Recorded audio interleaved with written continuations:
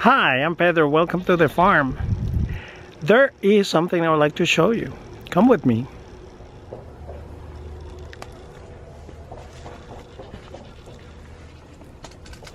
These two boxes here are onion plants, and they just came in the mail, and we have already planted some. That is the purpose of this video. So we have some good amount here. There's more coming, but they're coming in late. So let me show you what this looks like. These bunches are about somewhere between 75 and 100 plants, and they come from Dixondale Farms in Texas. And so we buy the little plants and transplant, partly, well, because they tend to be very reliable, and this year in particular because I had intended to start them back in the fall, but just like anything on the farm, well, not like anything, but just like a lot of things on the farm, I didn't have a chance to do that. So right here we have two varieties of onions. We have these white onions. These are some white sweet onions, and these reds, they're called red candy onions, and they're really good and tasty, and they grow big if all the conditions are appropriate. Two good looking bunches. Yep, I think they like each other. They go very well together in dishes and salsas and those sort of things. So we can't wait for summer to eat some of these delicious things. Yesterday my dad and I planted one bed of onions in one of the high tunnels.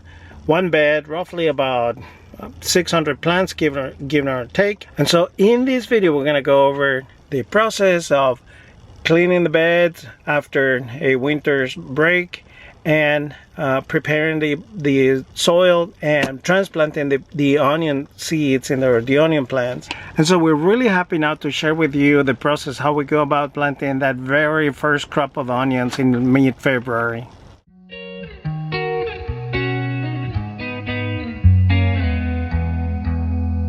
Today we're going to be focusing on this bed over here. This bed has been covered with a tarp. As you can see, we are going to remove the tarp. We grew basil here last year, and so basil has a deep root, so we're gonna have to show you over here. We're gonna have to do some pulling of these basil stumps. Hopefully the soil is not too frozen. It is not. But these stumps we're going to have to remove by hand, which is actually going to be it's going to be a good thing, because when we do that, we're kind of opening up the soil a little bit. As these roots come up, they're going to open up room in the soil for air to get in. Look at the root system. This is amazing, and a beautiful thing to see. So what I'm doing here is just using this carrot digger to loosen up the stumps so that it becomes a little easier for me to pull by hand.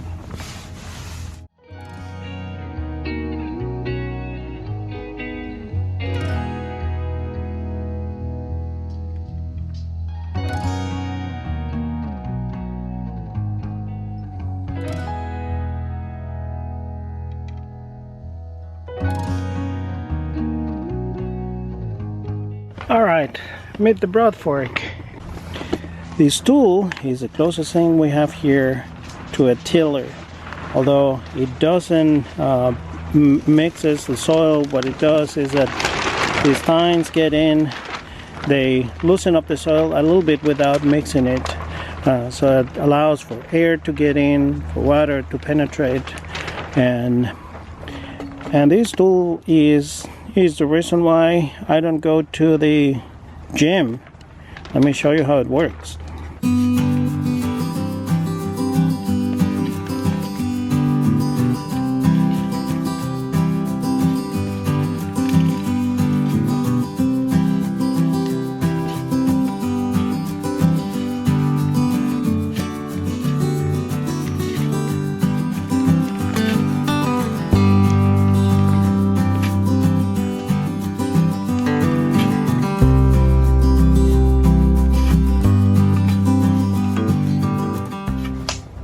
So now that we're done with aerating the soil and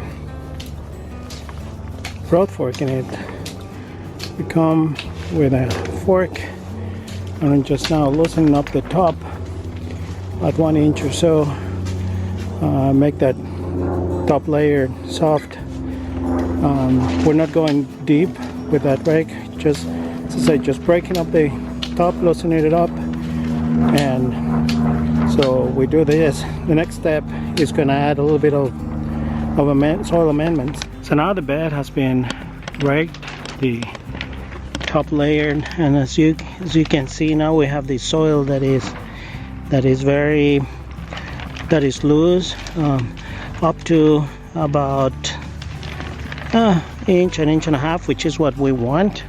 Underneath that we have this rich soil that a lot of biological activity is going on.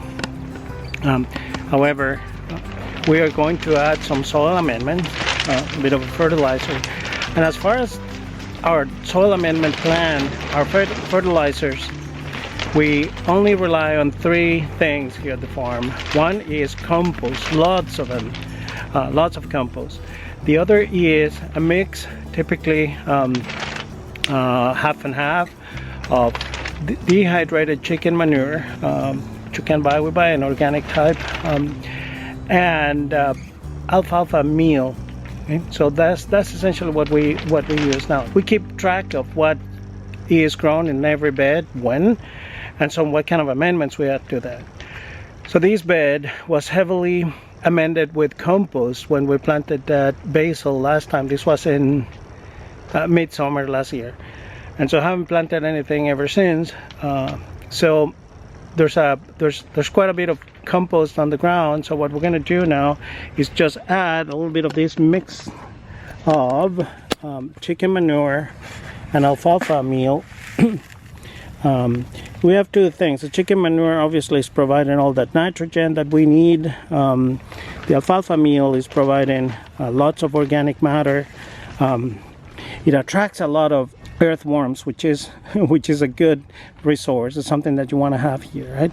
And so what we're going to do then is just spread this, and then we're going to come one last time with the rake and level everything, smooth up everything, and then we'll be ready to plant.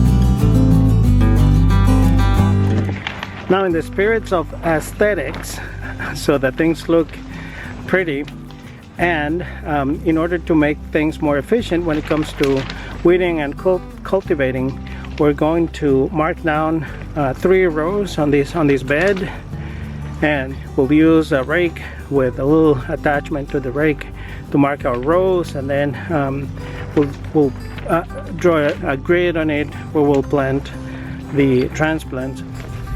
Alright, so on this rake we have these little pieces of plastic, and it's going to give us the distance, a row distance here. So 1, 2, 3, 4, 5, 6. 1, 2, 3, 4, 5, 6. Perfect. So now I just run this over the beds, and that'll give us our rows.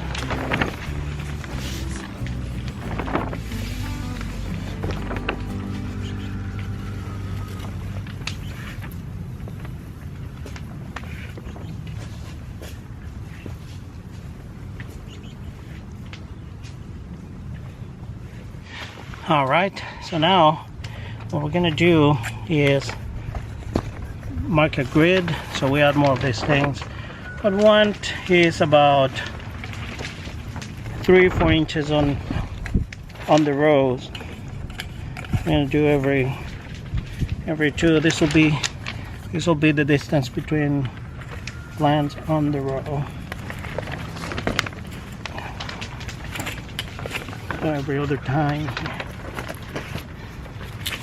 All right, so now we go like this.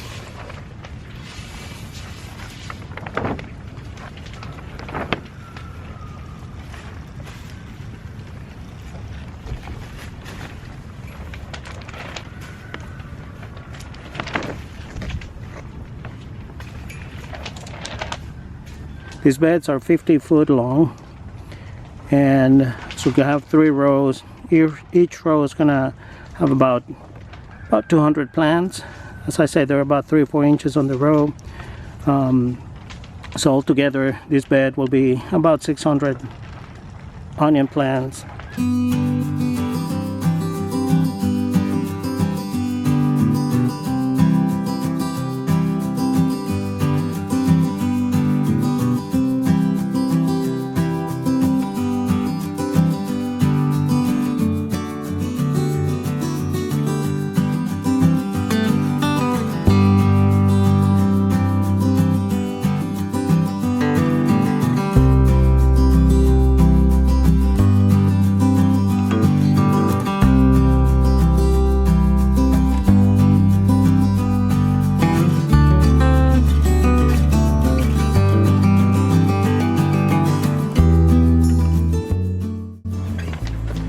So one by one the onions are getting in the ground. I'm grateful for my dad who's helping. This old man works really hard. And I'm speaking right next to him, and he might not be understanding what I'm saying. Which is good, because then he would get embarrassed. But I love this man a lot.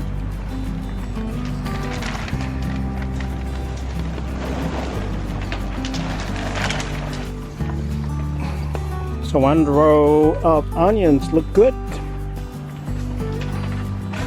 And so from here on, we just leave everything in God's hands, and hopefully pretty soon we'll be harvesting from here. And I hope you join us for that. In the meantime, we wish you well and blessings to all.